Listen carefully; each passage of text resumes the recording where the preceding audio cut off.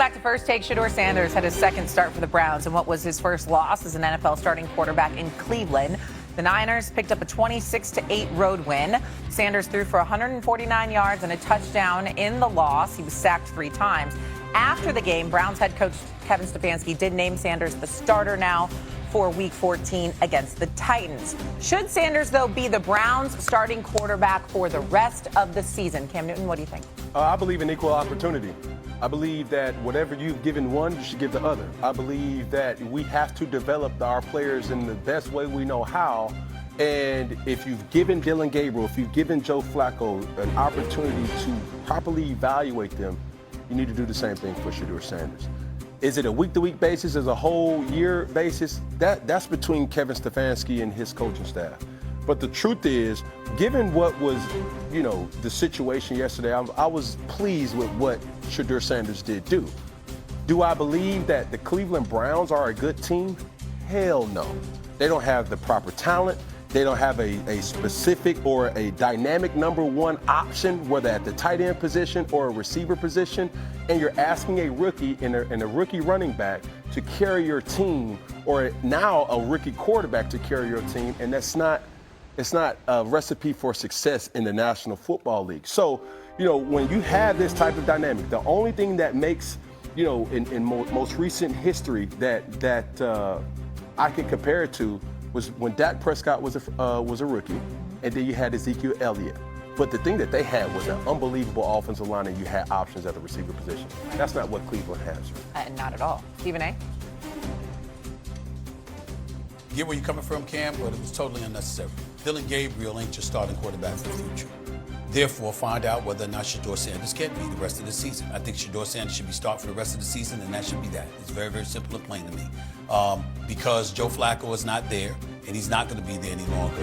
Because Bailey Zappi ain't going to be your quarterback. Because Dillon Gabriel ain't going to be your quarterback.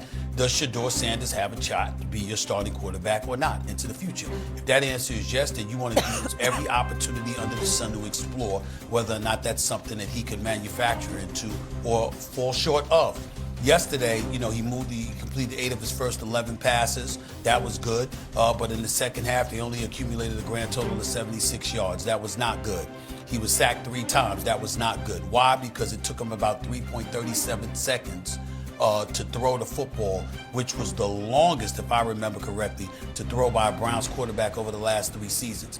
And so because of that reality, because that's something that was seen as an impediment to his potential NFL success from his days in college, when people were looking at him saying he holds on to the ball a little bit too long, he's looking for the deep ball, et cetera, et cetera. These are things that you have to alleviate and you have to overcome. You're not a big-time scrambler. You don't have those kind of wheels. You can't hold on to the football as much as you possibly can. Kevin Stefanski, can you use these next few games to get rid of that kind of ailment so he can be better at it, better at getting rid of the football quicker? Because we know he's not looking to scramble with the football. Can that kind of stuff happen? You got to use these opportunities to find that stuff out. The Browns are not going anywhere, and we know Dillon Gabriel ain't the quarterback of the future. Therefore, you look at Shedeur Sanders and you utilize this time to find out whether or not he can and will be or not. He had a 12 QBR. Not great in that game. To your point, they don't have a lot of weapons, do the Browns. They don't have a lot of talent on that roster outside of Myles Garrett and what they can do defensively and get after the quarterback. But what do? You're constantly looking for a franchise quarterback. Do you know Dillon Gabriel is absolutely not a starter in this league after how many games did he start? 6? I don't know. What do you do with Shedeur Sanders? Let him finish out the season, then you're back to square one again? Are you looking for another quarterback? I don't know. Yes, Shay. Yes. You start with the rest of the season, and then you go back to square one because you don't have anybody in your quarterback room to start off square one with. This is the only hope that you have. So therefore, find out, use the rest of this season, which is done, and move on. So if that's the case, then we will see Shedeur Sanders going forward. Right now, it seems like Stefanski is just taking this game by game, which I don't know if that's the right answer either. Jauan Jennings found himself at the center of another dust-up yesterday after the Niners' 26-8 win over the Browns. Cleveland's defensive tackle Shelby Harris alleges that Jennings crossed the line with inappropriate remarks while Harris's teammate Malik Collins was injured on the field. Listen to Harris because he did not hold back. Yeah, he's a hoe. And I want that known. I see why he got punched in the nuts, because that's he says some things that you should not say to another man ever. But like, I don't respect it because you say that, then run behind your O-line. That's some real soft and I want that known. I see exactly why they punched the nuts. I'm surprised nobody punched him in the jaw yet. I'm sorry. I'm sorry. Do you want to translate that one for us? No, he said it. He's a hoe. He's a hoe. That's great. But you know what? I absolutely believe everything he just said because that's what wide receivers do. They do stupid stuff like that, and they hide behind the offensive lineman. So, yeah, Shelby Harris, what he was saying, like, I believe it. I believe every word he said in that. I love the people who type up our taglines. Notice they didn't put the first part of the score. I'd love to have been in that meeting. Which of these words should we include? Which one is allowed to be said and typed and which one isn't? We're in a weekend where we got Lane Kiffin and Juwan Jennings both called hosts. That's ESPN Sports. We had 4 unbelievable catches this weekend. Let's judge them, guys. First of all, Traylon Burks, back of the end zone. That's a big-time one. I got to see all 4 to rank them, but this is big-time. One hand. I think he had surgery on a finger on that hand recently as well. That's like Odell-like, right? Yeah, Moss got mossed on that one. Yeah. Riley Moss got mossed, for sure. Okay, the next one is Brock Bowers. I thought this ball was just getting thrown away by Geno Smith. It was one of his better throws. Wow. There. Good one by Geno. That is a left-handed underhand scoop. Like, that is the degree of difficulty on that one is very high. Whew. That's a ridiculous catch. Then earlier today, Dan Orlovsky showed you the Puka catch. Give me that.